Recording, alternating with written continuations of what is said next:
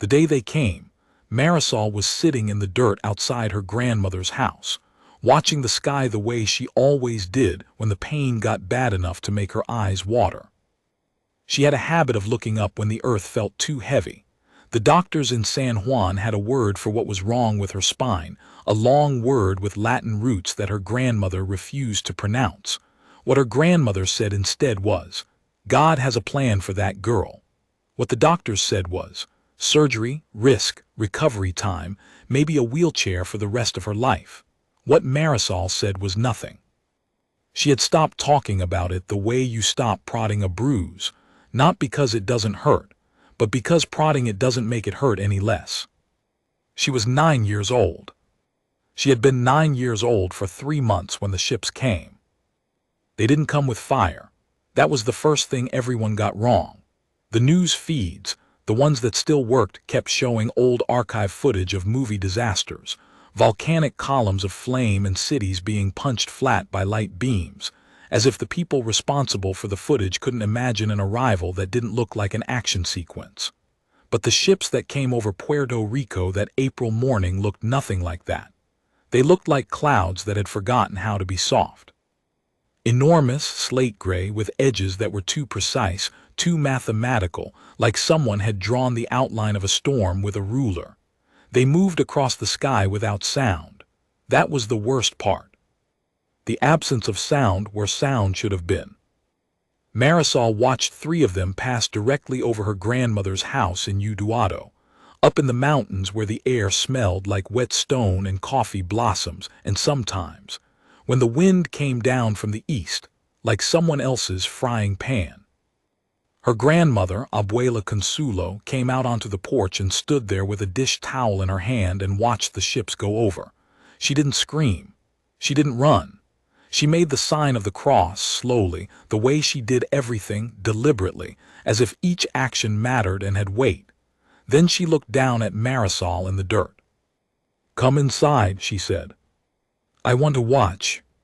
Then watch from the porch, get out of the dirt. This was the nature of their relationship. Abuela Consuelo issued instructions.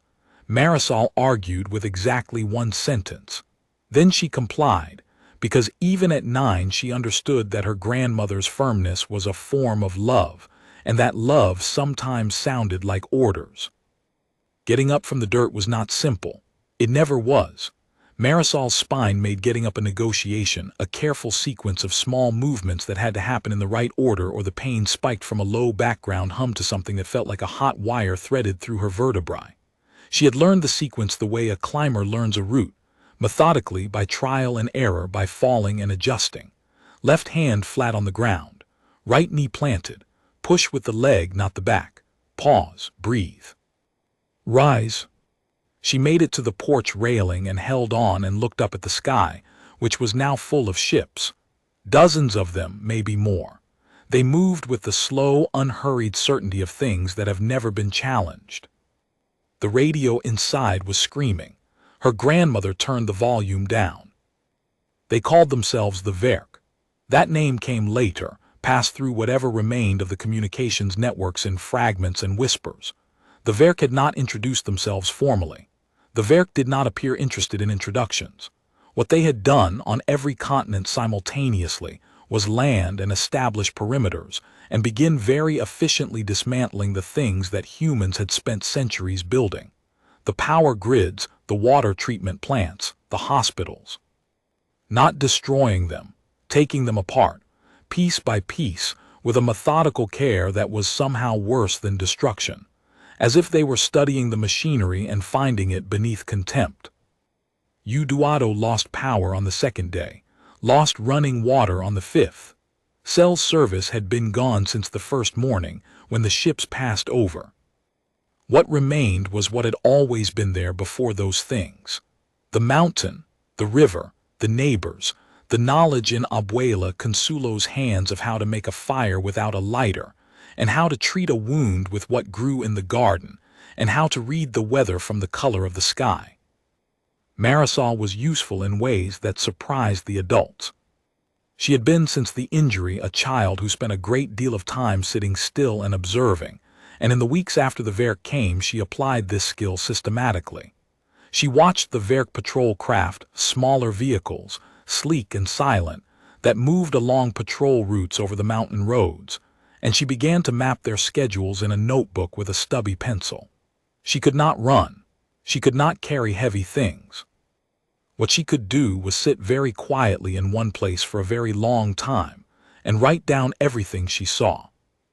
By the third week she had filled half the notebook. The patrol routes had patterns. The patterns had gaps. She showed the notebook to her grandmother. Abuela Consuelo looked at it for a long time. Then she looked at Marisol. "How long did this take you?" "3 weeks. And you didn't tell me you were doing this." "I didn't want you to tell me to stop." Her grandmother was quiet for a moment. Then she picked up the notebook and took it inside, and that evening 3 men from the village came and sat around the kitchen table, and Abuela Consuelo put the notebook in the center and said, "My granddaughter has been watching the sky." The men's names were Domingo, who was a retired teacher, Hector, who had been a mechanic before the grid went down, and Carlos, who was 22 and had been studying electrical engineering at the university in Mayagüez when the world changed. They leaned over the notebook and they were quiet for a long time. "She mapped these herself," Carlos said. "She did. In 3 weeks. She has a great deal of time to sit still," Abuela Consuelo said, and her voice was perfectly neutral. Carlos looked at Marisol, who was sitting in the corner with her back against the wall, her legs stretched out in front of her in the way that hurt the least. He was the kind of person who did not talk down to children, which she had noticed was rare. He said, "How did you know to look for the gaps?" "I didn't," she said. "I just wrote down what I saw. The gaps showed up by themselves." He nodded slowly, like he was putting something together. "Can I ask you some questions about what you observed?" "Specific things?" "Yes." "Do you remember the color of the indicator lights on the patrol craft when they completed a circuit and reverse direction?" She thought about it. "Green when they start moving. The color changes to something bluer when they reach the end point. Like not exactly blue, more like the color of water in the deep part of the river." Carlos sat back and put both hands over his face for a moment. Then he took them down and looked at Domingo and Hector. "That's a frequency shift," he said. "It's not just a reversal. They're broadcasting on a different spectrum at the end points, which means there's a receiver somewhere, a fixed point." Domingo said, "A relay." "Or a checkpoint, something monitoring their route." He looked at Marisol again. "Did you see any of them deviate from the routes, ever?" "Once," she said, 12 days ago. A patrol craft stopped over the road near the old aqueduct for about 4 minutes. The lights went dark completely. Then they came back on and it continued the route." "What time was that?" 3:17 in the afternoon. "I know because I check my watch when anything unusual happens." Carlos picked up the notebook again. He was quiet for a long time. What followed was not a dramatic military operation. Marisol would spend years being mildly irritated by the way stories about the Verk resistance always leaned toward the dramatic, the ambushes, the pitched firefights, the moments of cinematic triumph. Because the truth, as she lived it, was mostly patience, mostly silence, mostly sitting in one place and watching and writing things down. But the notebook mattered. She knew this without anyone telling her.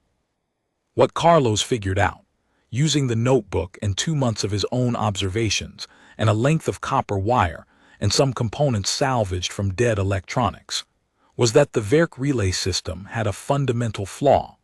It depended on uninterrupted line-of-sight transmission between relay points, and those relay points were positioned with a logic that assumed no human observer would ever be patient enough to find them. They were located in predictable elevated positions, hilltops, the upper stories of abandoned structures, and they were not guarded, because the Verk had made an assumption about human capabilities that turned out to be wrong. The assumption was this: That humans, deprived of their technology and their infrastructure and their organized military capacity, would stop being dangerous. That without machines they would become simple. Like any assessment that underestimates what human beings are actually made of, this assumption contained a fatal error. What humans were made of, in Utuado, was Marisol's grandmother's knowledge of where every medicinal plant grew within a 4-kilometer radius. Was Hector's ability to coax mechanical function out of components that had no right to still be working. Was Domingo's memory, which stored 30 years of mountain geography in perfect detail. Was Carlos's engineering brain, running on no sleep and bad coffee, and the peculiar focused fury of a young man who had watched something he loved get taken apart piece by piece. Was Marisol's patience, and her notebook, and her habit of watching the sky when the earth felt too heavy. In the 4th month, Carlos built a signal disruptor from salvaged parts in Marisol's maps, and 3 very precise calculations about transmission angles. It was the size of a shoebox. It looked like something a clever teenager had assembled in a garage, which was essentially what it was if you substituted garage with Abuela Consulo's kitchen table and teenager with 22-year-old engineering student who hadn't slept properly in weeks. The disruptor targeted the relay frequencies Marisol had identified. It wouldn't bring down the Verk network. Nothing that small could. What it would do, Carlos explained to the assembled neighbors in Abuela Consulo's kitchen, was create a dead zone, a blind spot, a window of approximately 40 minutes in each 24-hour cycle during which the patrol routes in their sector would be flying without coordination. 40 minutes, Domingo said. 40 minutes, Carlos confirmed. And during those 40 minutes, Carlos looked at Marisol. We use the gap, she said. She said it simply, as if it were obvious, because to her it was. She had been looking for the gap since before she knew what she was looking for, since before the ships came, since the first time she had learned that the world was not going to rearrange itself to accommodate her injury, that if she was going to move through it she would have to find the places where it gave, the moments where the obstacle shifted slightly and a path appeared that hadn't been there before. The first time they used the gap, they moved 37 people out of the patrol zone and south toward the resistance settlements in the mountains above Adjuntas. Marisol could not walk the distance. She was honest about this, and the honesty cost her something, but not as much as pretending would have. Carlos had salvaged a hand cart with pneumatic wheels from a coffee warehouse. He did not make a production of offering it to her. He just parked it next to where she was sitting and said, "You navigate, I push." She had sat with her notebook in her lap and her good eye on the sky, and called out every direction change and every pause, and they had moved 37 people through the dark without incident. That was April, that was the beginning. By June the notebook had 4 companions, other notebooks, kept by other watchers that Marisol had indirectly trained, not by teaching, by being observed herself. By sitting very quietly in one place and writing down everything she saw, and letting other people understand that this was a thing that could be done. Hector's daughter Beatriz, who was 12. Old man Furman from the Coffee Hills, who had been sitting quietly and watching things his whole life, and had simply needed to be shown that the watching had a use. A woman named Dra. Acevedo, who had been a pediatric surgeon before the grid went down, and who brought to observation the same precise attention she had brought to operating rooms. The notebooks were a network. The network had no name. It didn't need one. What it needed was information, and Marisol's most significant contribution, more significant than the first notebook, more significant than teaching other watchers, came in the 7th month, when she noticed something that no one else had noticed because no one else had been watching long enough and patiently enough, and with the specific angle of vision that her particular position in the world had given her.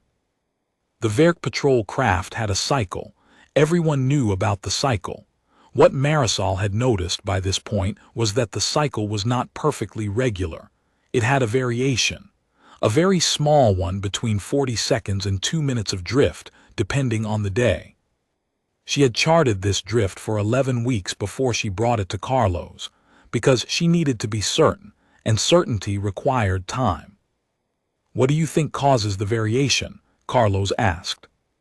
"I don't know," she said, "but it correlates with something." She showed him the comparison charts she had made. The drift in the patrol cycle aligned, imperfectly but repeatedly, with a particular kind of weather pattern. The high-altitude, atmospheric disturbances that moved over the mountains from the northeast in the early morning hours. The kind that her grandmother could predict from the color of the sky. Carlos stared at the charts for a long time. "They're affected by atmospheric conditions," he said. "Their navigation is, I think. The drift is always in the direction that would compensate for a wind. Their navigation is atmospheric. The lower-level patrol craft, the small ones, yes, I think." He stood up from the table and walked to the window and looked out at the dark mountain sky for a moment. Then he turned around.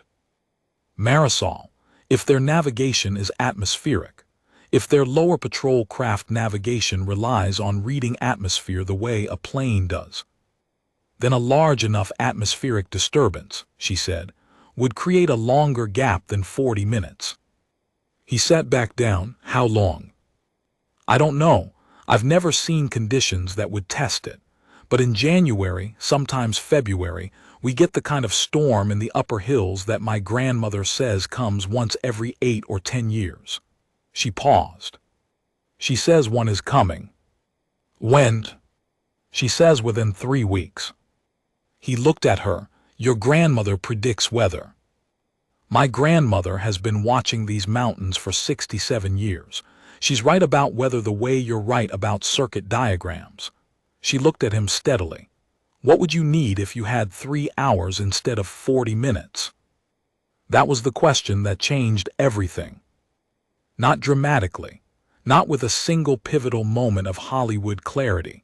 The way things changed was the way water gets into stone slowly, along the path of least resistance, following the gaps. Domingo went south and spoke to the people in the resistance settlements, and those people spoke to others, and in 2 weeks there was a plan that covered 6 sectors of the mountain territory, coordinated around a weather event that had not yet arrived, built on the maps in a 9-year-old girl's notebook and the 67-year-old instincts of her grandmother. Marisol did not see most of what happened. She was not in the fighting, such as it was, and it was not much like fighting in the cinematic sense. What it was mostly was sabotage. The relay points that Carlos had identified and others had mapped, dismantled or disrupted during the 3-hour window, while the patrol craft drifted off course in the atmospheric interference of a once-in-a-decade mountain storm. The relay network in their sector went dark. With the relay network dark, the patrol craft could not coordinate. With coordination gone, the Verk response to the human movements below them was slow and confused and wrong. Marisol sat on the porch of her grandmother's house in the rain, wrapped in a blanket Abuela Consuelo had woven herself, and watched the patrol craft moving erratically in the sky above the hills. They moved like things that had lost their way. They moved like anything that has had a fundamental assumption about the world proven incorrect. She was not triumphant watching them. She was mostly tired and wet, and her back hurt the way it always hurt in cold weather, and she was eating a cold sweet potato because there was nothing else, and she was watching the sky the way she always did when she needed to feel something other than the earth pressing down. After a while, her grandmother came out and sat in the other chair and looked at the sky too. "Is it working?" Abuela Consuelo said. "I think so. The patrol craft are confused." "Good." They were quiet for a while. "Abuela," Marisol said. Do you think this will end?" Her grandmother was quiet for a long time. The rain came down steadily, and the cold was the kind that got into your joints, and somewhere out in the hills there were people doing dangerous things with copper wire and salvaged electronics and 67 years of mountain knowledge. I think you will see the end of it, her grandmother said finally. I think I may not, but I think you will. How do you know? Abuela Consuelo looked at her sideways. There was something in her expression that was not quite a smile and not quite grief, and was something that existed in the space between those two things, which is where most of the important human expressions live. Because you waited, she said. When everyone else was running or fighting or screaming at the sky, you sat down and you watched and you waited. That is not something most people can do. That is not something the things in those ships understand. She gestured upward toward the erratically moving lights. They came here expecting to find a species that would run or fight. They found both. They did not find patience. They do not understand patience. They are learning that this was a mistake. Marisol thought about this. The rain came down. Somewhere a tree was moving in the storm wind, making a sound like a long, slow exhalation. It's not special, she said finally. I can't run. I can't carry things. I can't do most of the things that would have been useful. I learned to wait because it was the only thing I could do. Yes, said her grandmother, that is exactly what I mean. The conversation ended there. Not because there was nothing more to say, but because some things finish themselves neatly, like a knot pulled tight, and this was one of them. 3 months after the storm and the sabotage of the relay network in their sector, a Verk patrol craft set down in the road below the village. This was not an attack. It was, and the strangeness of this would take years to fully absorb, a communication attempt. The Verk that stepped out of the craft was taller than a human being by about 2 feet, with a body plan that was recognizably bilateral but wrong in the proportions. The limbs too long, the torso too short, the head shaped like something that had evolved for a different kind of threat assessment than the kind humans had needed. It had no visible weapons. It had what appeared to be a translation device, a small boxy thing that it held out like an offering. The village had sent 3 people to stand in the road. Domingo, because he was the oldest and most authoritative, Carlos because he understood the technology, and Marisol because everyone agreed without quite stating it that she should be there. She stood in the road with her cane. She had graduated from the handcart over the months, had worked with the physical therapist in a juntas who was doing what she could without equipment, had found through stubbornness and repetition a way to put weight on her right leg that didn't immediately collapse her. And she looked up at the Verk, and the Verk looked down at her. The translation device produced sounds that were not quite words, and then, haltingly, words that were not quite Spanish but recognizable as an attempt at it. The Verk said, "You are a pause, a processing gap, the one who made the maps." Marisol said, "Yes." The Verk was quiet for a moment. The translation device hummed. Then, "How long did you, another processing gap, observe before you acted?" "About 7 months," she said, "for the main work, but I've been watching the sky since I was small." Another long silence. The translation device hummed. "Our assessment," the Verk said slowly, "indicated that your species without technology would become," a very long pause as if the word was not translating well, "simple, manageable." "Yes," Marisol said. "I heard." That assessment was, the device hummed for a long time, incorrect. "Yes," she said. She stood in the mountain road with her cane and the cold air on her face and the notebook, as always, in her coat pocket, and she looked at the thing that had come from somewhere in the dark between stars and tried to turn off her world, and she said yes in the flat, simple way that meant, "We know, and you know, and there is nothing left to pretend about." "We wish to," the device struggled for a long time with the next word, cycling through what sounded like several attempts, "negotiate." "Is that the correct word?" "That's the correct word," Domingo said from beside her. The Verk looked at him, then back at Marisol. "We wish to negotiate." We did not anticipate this. We did not anticipate one such as you. Marisol thought about that for a moment.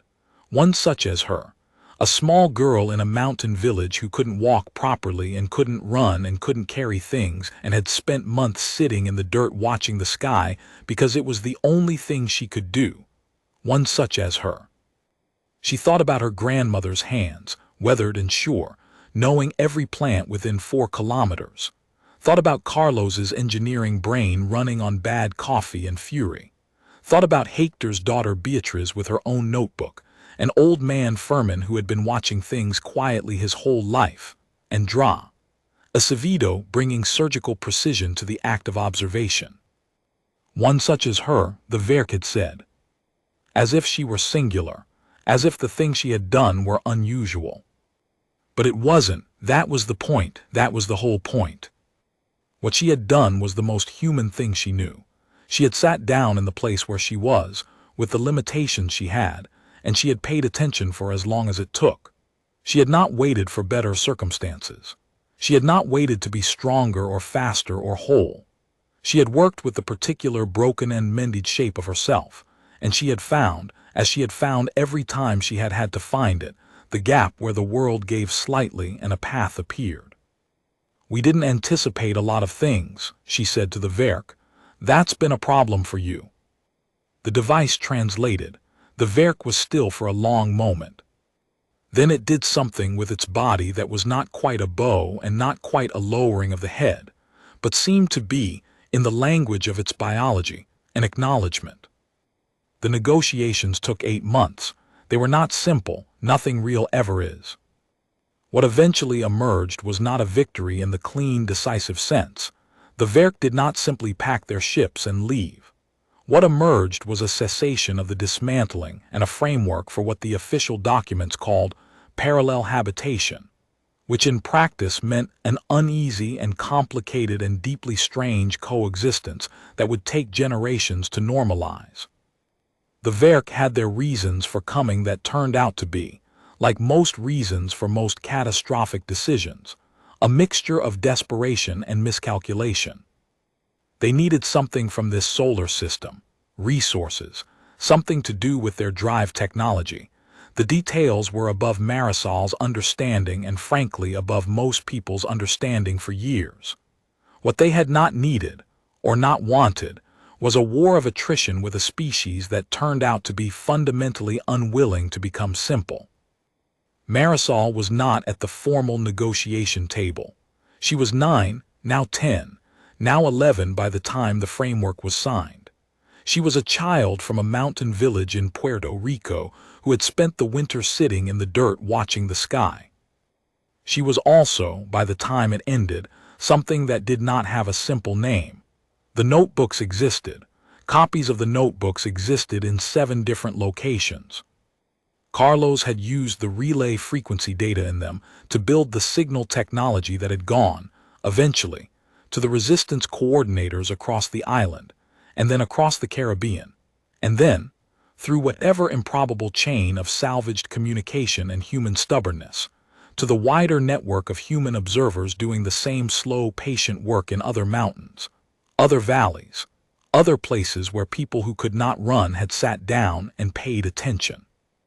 She had not done it alone. No one does anything alone. But the notebooks had started it, and the notebooks had started with her, and she knew this the way she knew the route to get up from the ground, not with pride exactly, but with a clear-eyed acknowledgement of what was true.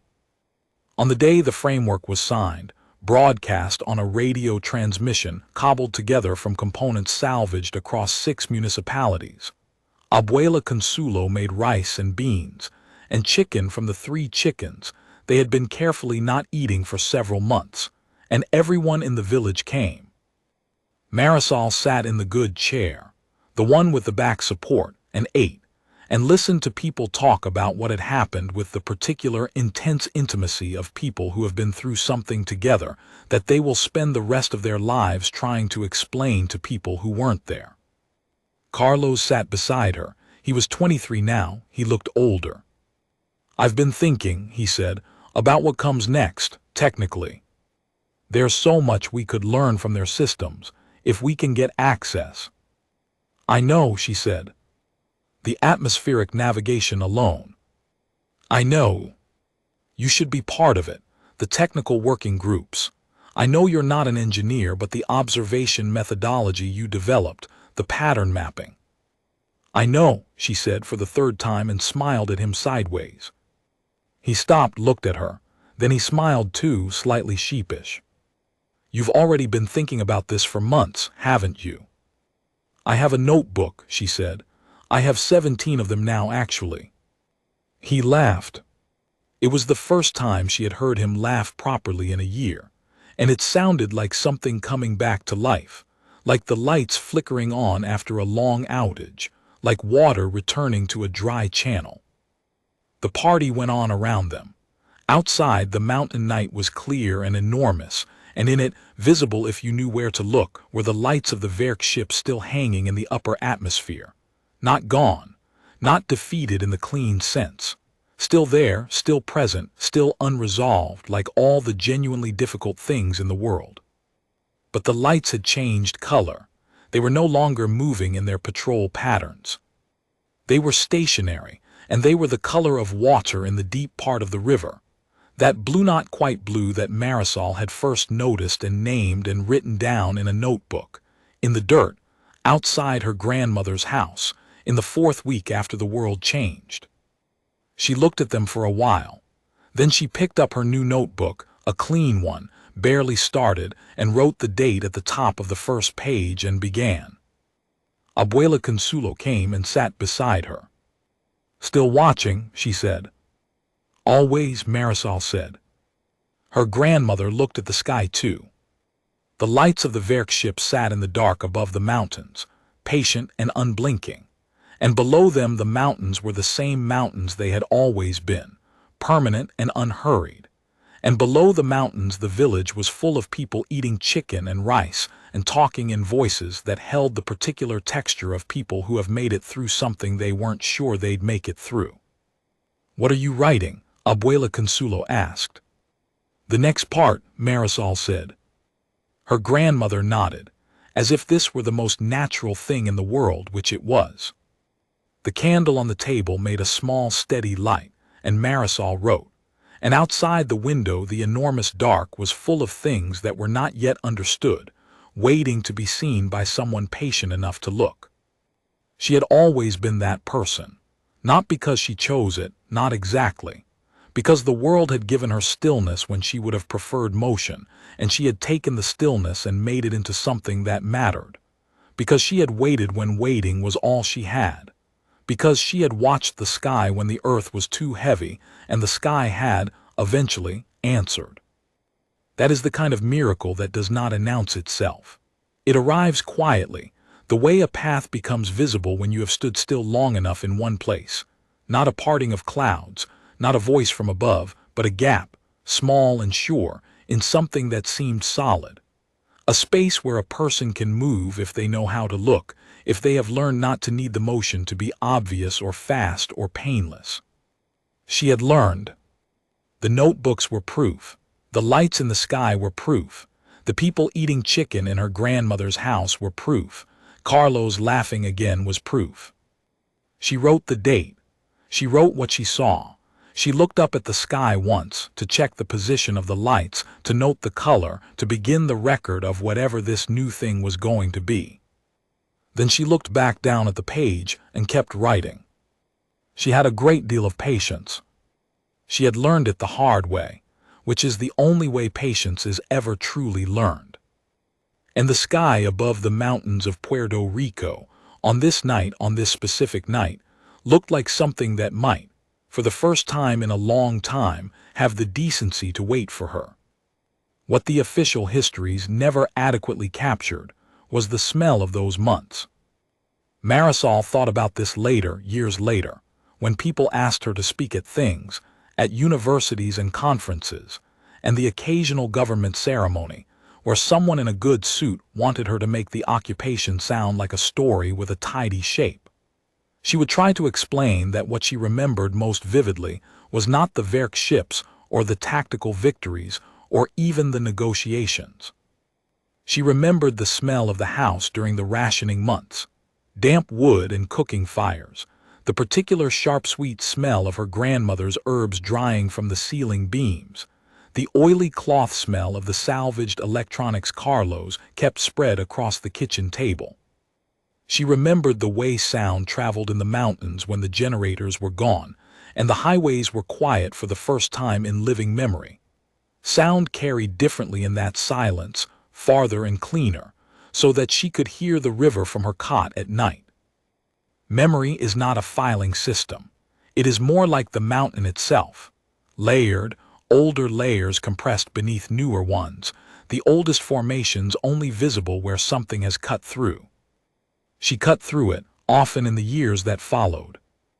In the second month of the occupation, before Carlos had finished the first disruptor, before the notebooks had become a network, there was a period of about 3 weeks during which Marisol did not see another person outside her household except at a distance. Abuela Consuelo had made this decision on the basis of careful observation. The Verk patrol craft in those early weeks seemed to be cataloging human population distributions. They hovered over gatherings. They didn't, as far as anyone could tell, harm anyone, but they hovered, and the hover itself was a form of pressure, a reminder of presence, a weight applied to the simple act of being together. So they stayed apart.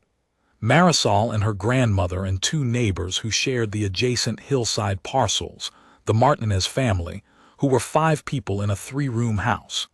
They stayed apart and they managed, and they did not gather except in 1s and 2s briefly in the early morning before the patrol routes began.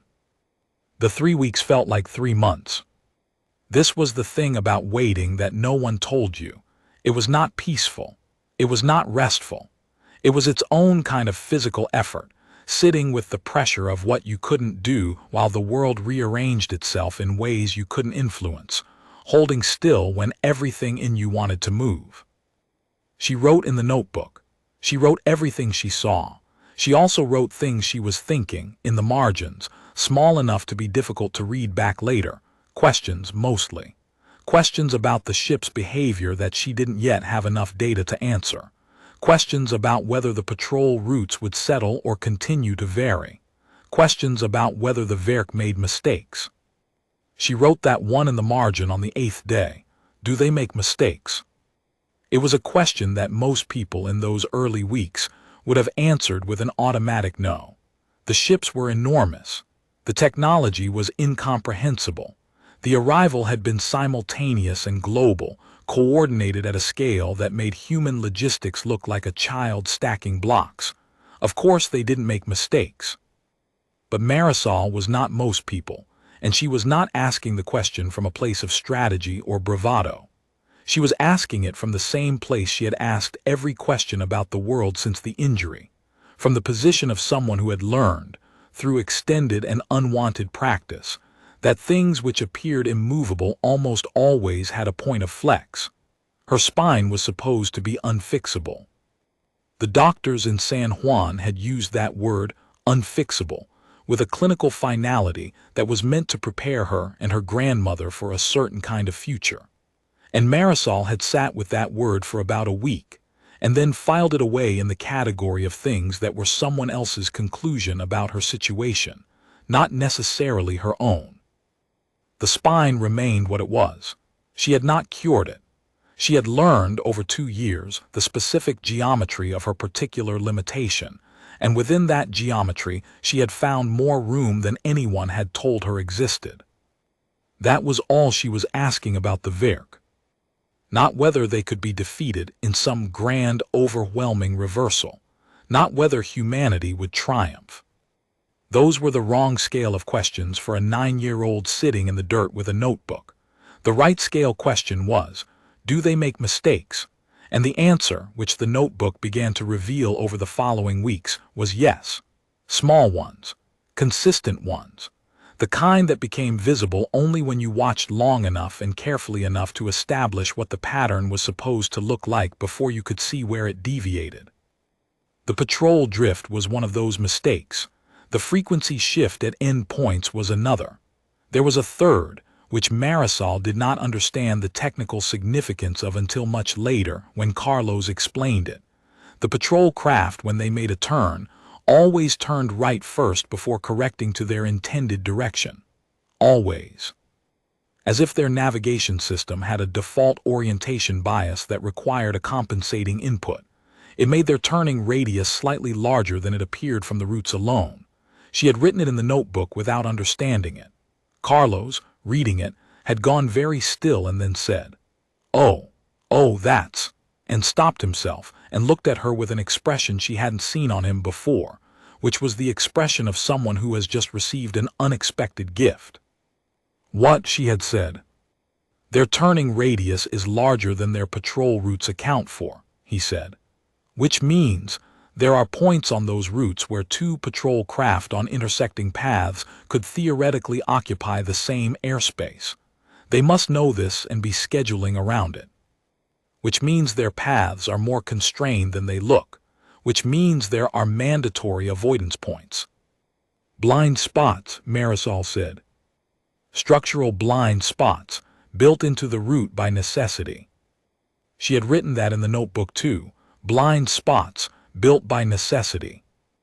It was something she understood on a level that was not purely tactical.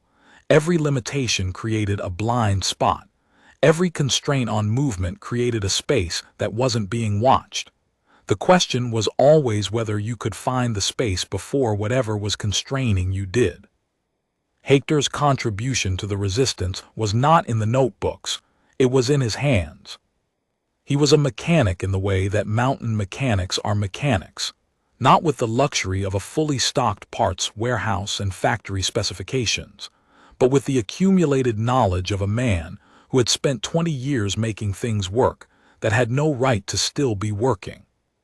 He knew the specific vocabulary of every piece of equipment in the valley, what sound it made when it was healthy, what sound it made when it was failing, how long it would continue to fail before it stopped entirely, and what you could do in the interval between those two things to extend its useful life. After the grid went down, Hector's hands became one of the most valuable things in Utuado. He fixed the hand-operated water pump at the community cistern when its seal failed, using rubber cut from an old tire and a technique he'd invented himself. He kept 2 generators running past the point where their manufacturers would have declared them dead, harvesting functional parts from the carcass of each failed machine to sustain the others. He built, from a salvaged car alternator and a water wheel installed in the river below the village, a trickle-charge system that kept a bank of motorcycle batteries at about 60% capacity.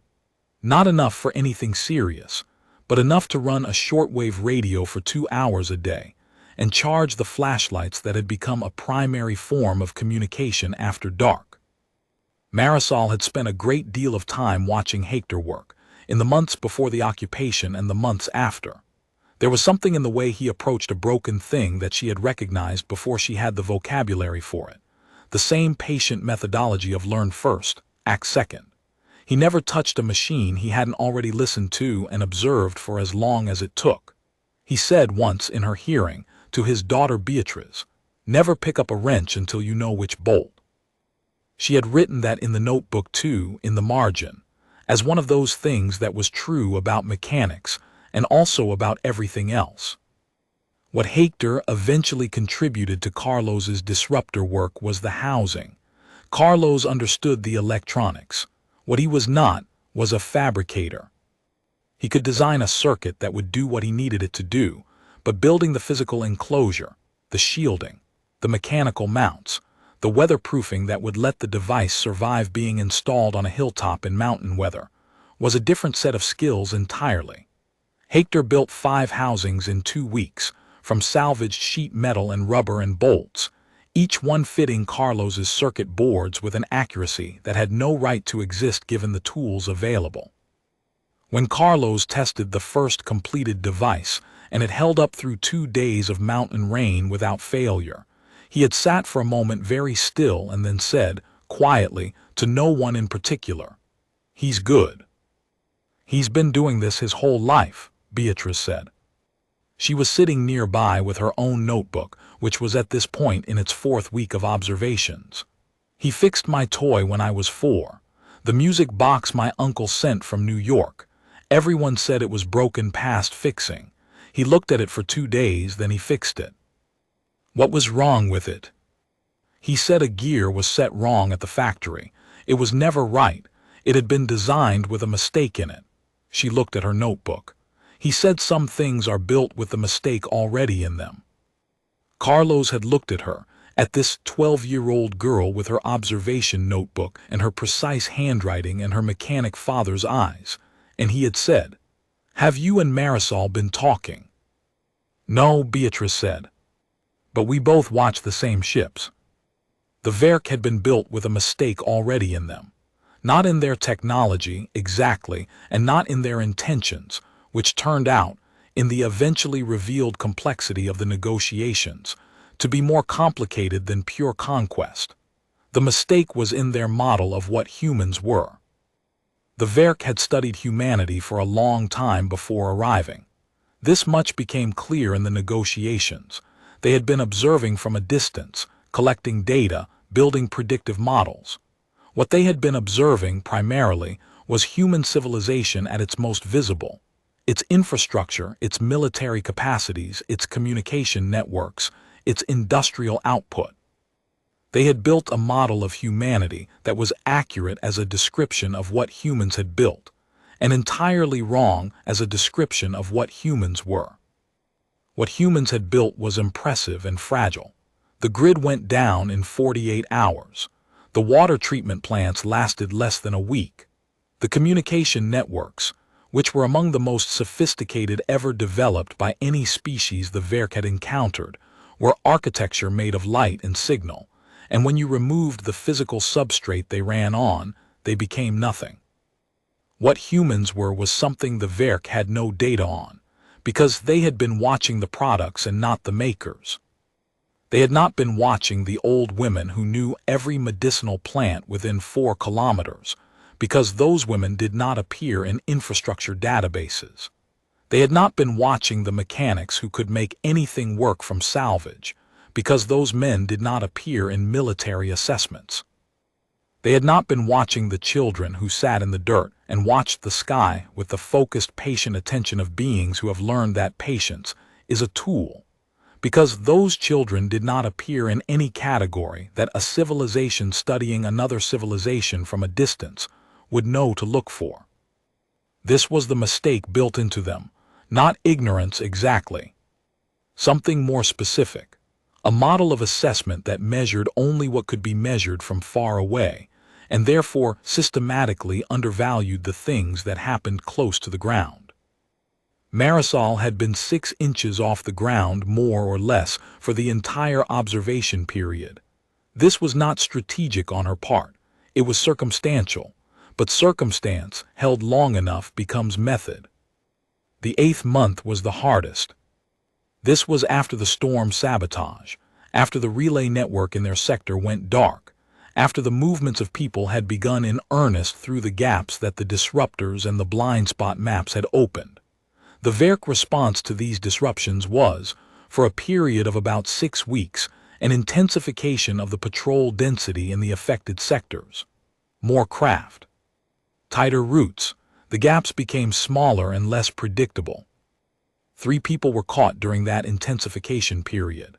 Not harmed, the Verk, whatever their other qualities, did not harm their captives, but detained, held for examination, returned after several days in a state of profound disorientation that the Resistance's makeshift medical team spent weeks working to address. The detention stopped the movement work entirely for a time. Carlos redesigned the disruptors. Marisol revised the maps. Everyone in the network went quiet and waited. This was the hardest part of waiting.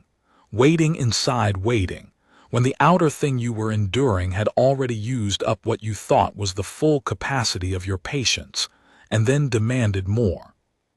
Marisol remembered lying on her cot in the 8th month listening to the river and counting her breaths the way she sometimes counted when the pain was bad enough to need management rather than endurance. 1 breath, another.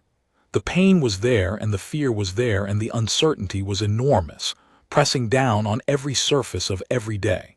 And she would lie there and breathe and think steadily, about the things she knew for certain. She knew the patrol routes. She knew the frequencies. She knew the blind spots. She knew the turning radius. She knew the drift pattern and the atmospheric correlation. She knew the face of Abuela Consuelo in the doorway and Hector's hands around a wrench, and Carlos's particular way of going very still when he understood something important, and Beatrice's voice saying, "He fixed my toy when I was 4. These were the things she knew for certain. They were enough. They were, in the context of an occupation by an alien species of unknown capability and unknown ultimate intention, a remarkably sufficient foundation. Not sufficient for certainty about outcomes. Outcomes were not available for certainty. Sufficient for continuing, for getting up, for opening the notebook and writing the date and looking at the sky. She did this every morning of the 8th month, every morning of all the months. The Verk representative, on the day it came to the road below the village, had said, "How long did you observe before you acted?" And she had said 7 months, and that had been true as far as it went. What she hadn't said, because it would have taken too long to explain, and she was not sure the translation device could have managed it, was this: "I was observing before I knew I was observing. I have been observing since the first time I understood that the world was not going to become the shape I expected it to be, and that if I was going to live in it, I would need to know precisely what shape it actually was." She had been 6 years old the first time a doctor said unfixable. She had not understood the word yet the way she understood it later, but she had felt it. Felt the thing behind the word, the way the doctor and his careful professional kindness were both pointing at something she would have to decide, eventually, what to do with. And what she had decided, in the years between that word and the day the ships came, was not to accept it and not to resist it, but to look at it directly and map it the way she mapped everything else. To find where it gave, to find the geometry of what was true, to find the gap. She had been practicing for the occupation long before the occupation arrived. That was the truth of it, not because she was special, because circumstances had required it of her and she had met the requirement. Carlos said at the signing ceremony in a short address that he had clearly not prepared, "We owe this to a lot of people. We owe it to everyone who kept going." But he paused and looked at Marisol, who was sitting in the front row beside her grandmother. "We owe it in a specific way, a particular way, to the people who understood that you do not fight your way through something that will not be fought. You find the way through. You find it by watching. And sometimes the person who has had the most practice watching is not who you expected." She had not cried. She had made a face at him, slightly embarrassed, and he had grinned and continued the speech. This was appropriate. This was the right scale. Later, a journalist would try to write about her in the grand, heroic register, and she would correct the register patiently and consistently until the journalist, frustrated, would ask, "But don't you understand what you did? Don't you feel the weight of it?" And she would say, "I feel the weight of it every time I try to get up from a chair. I've been feeling weight for a long time. You get used to the feeling, then you work with it." The journalist had not known what to do with this, which was fine. Marisol had not said it for the journalist. Now, in the days and weeks and months that followed the signing, there was the work of whatever came next. The parallel habitation framework was a framework, a skeleton, not a body. The actual substance of coexistence would have to be built day by day, negotiation by negotiation, misunderstanding by corrected misunderstanding. The Verk were not simple any more than humans were simple. They had their own complexity of politics and history and competing interests, their own equivalent of the human tendency to make decisions based on a model of the world that had not been updated since the last time things were examined carefully. This was, oddly, the thing that Marisol found most useful in the post-signing period. Not the technical work, though she did that too. She was on the committee that standardized the observation methodology protocols across sectors, and she wrote the foundational document for what became the pattern mapping field of study. Eventually, years later, when there were universities again. What she found most useful was the discovery that the Verk, like humans, contained people who were patient, and people who were not, people who looked carefully and people who assumed, people who had made up their minds and people who were still genuinely watching. She knew which kind she was, and she knew which kind she could work with. This was useful. She was 12 by the time she met the Verk observer, the one that turned out, through 8 months of slow, careful cross-cultural communication, to be the first functional relationship between a human and a Verk at the individual level. Its name, translated as closely as possible into the frequency ranges human speech could manage, was something like Velith. It had been assigned to her sector as a monitor during the implementation of the framework. It had a device something like a notebook, except that it recorded in sensory modalities that were not entirely visual.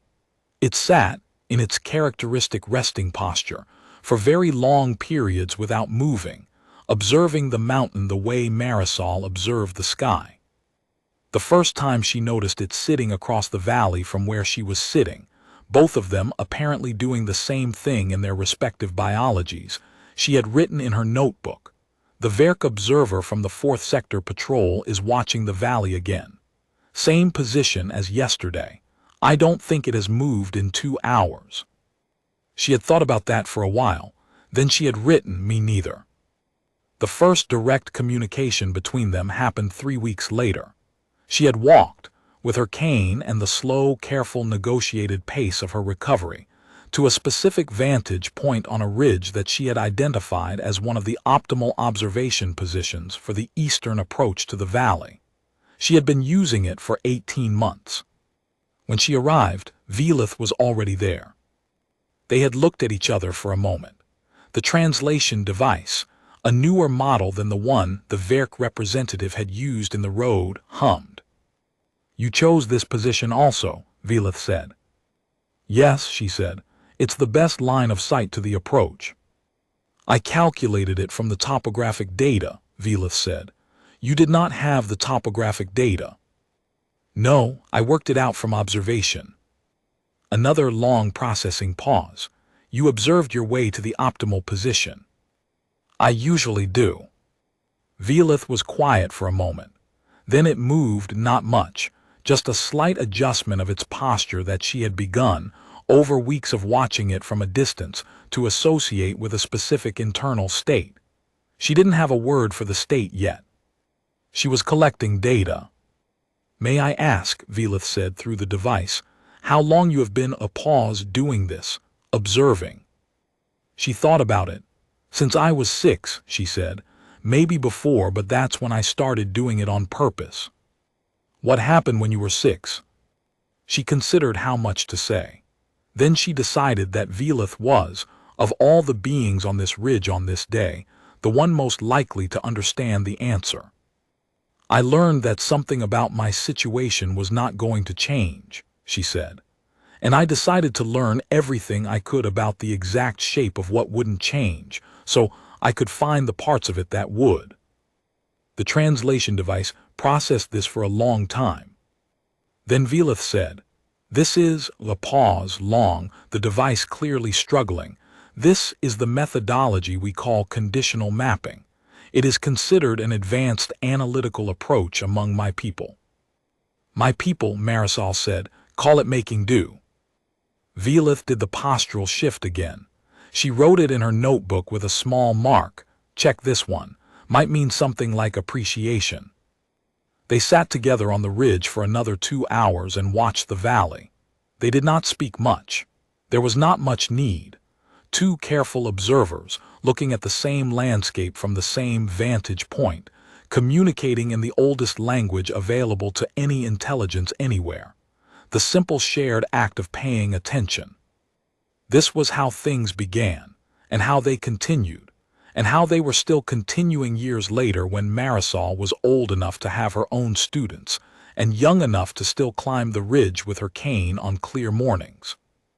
She had a great deal of patience. She had a great many notebooks.